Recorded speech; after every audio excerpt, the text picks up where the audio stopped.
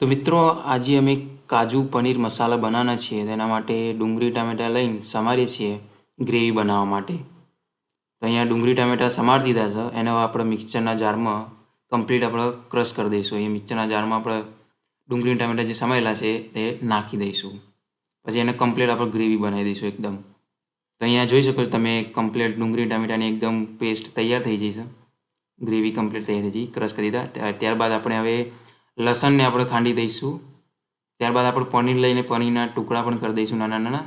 પછી અહીંયા અમે કાજુ લીધા છે ડીશમાં ટુકડા કરીને. હવે તેલમાં આપણે જે પનીર છે તે ફ્રાય કરીશું. જે પનીરના ટુકડા આપણે કર્યા હતા તે અહીંયા તેલમાં આપણે ફ્રાય કરી દઈશું એકદમ મસ્ત.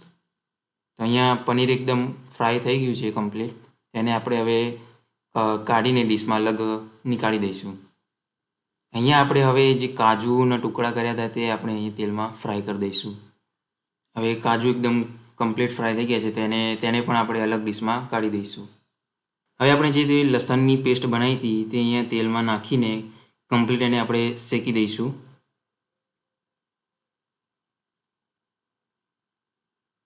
કમ્પ્લીટ લસણ શેકાઈ ગયું છે તેલમાં. હવે આપણે જે પેલી ડુંગળી ટામેટાની પેસ્ટ તૈયાર કરી હતી તે આની અંદર એડ કરી દઈશું અને ત્યારબાદ કમ્પ્લીટ આપણે આખું મિક્સ કરી દઈશું ગ્રેવીને.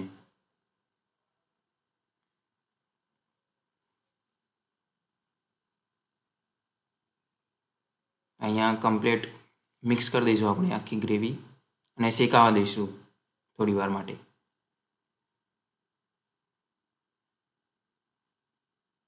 ત્યારબાદ આપણે એક એક કરીને વારાફરતી બધા મસાલા એડ કરીશું. હળદર નાખ્યું, ત્યારબાદ ધાણા જીરું એડ કરીશું આપણે.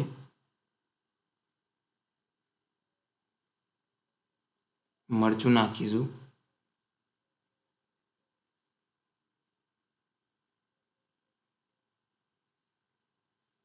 થોડો ગરમ મસાલો નાખીશું.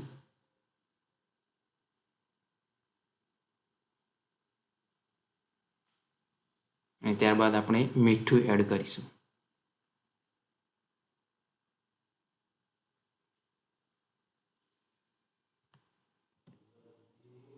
હવે આપણે અહીંયા જે પનીરનો મસાલો હોય તે એડ કરી દઈશું.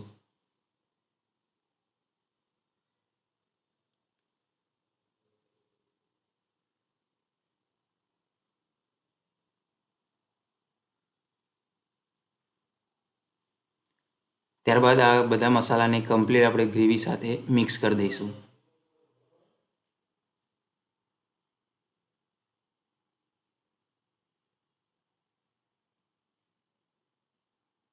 મિત્રો કમ્પ્લીટ ગ્રેવી તૈયાર થઈ ગઈ છે. હવે આની અંદર જે આપણે જે કાજુ શેક્યા હતા, ફ્રાય કર્યા હતા તે આની અંદર એડ કરી દઈશું અને મિક્સ કરી દઈશું અંદર કમ્પ્લીટ. ત્યારબાદ આપણે જે પનીર જે તેલમાં ફ્રાય કર્યું હતું તે પણ આની અંદર એડ કરીને મિક્સ કરી દઈશું કમ્પ્લીટ આપણે.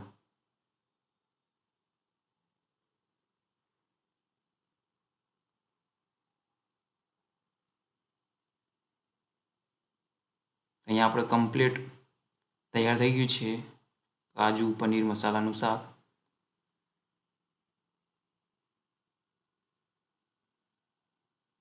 હવે આની અંદર આપણે જે મલાઈ હોય તે આની અંદર 1 ચમચી એડ કરી દઈશું. આ કમ્પ્લીટ મલાઈ કમ્પ્લીટ ગ્રેવી સાથે મિક્સ કરી દઈશું એટલે આપણું કાજુ પનીર મસાલાનું શાક રેડી થઈ જાય.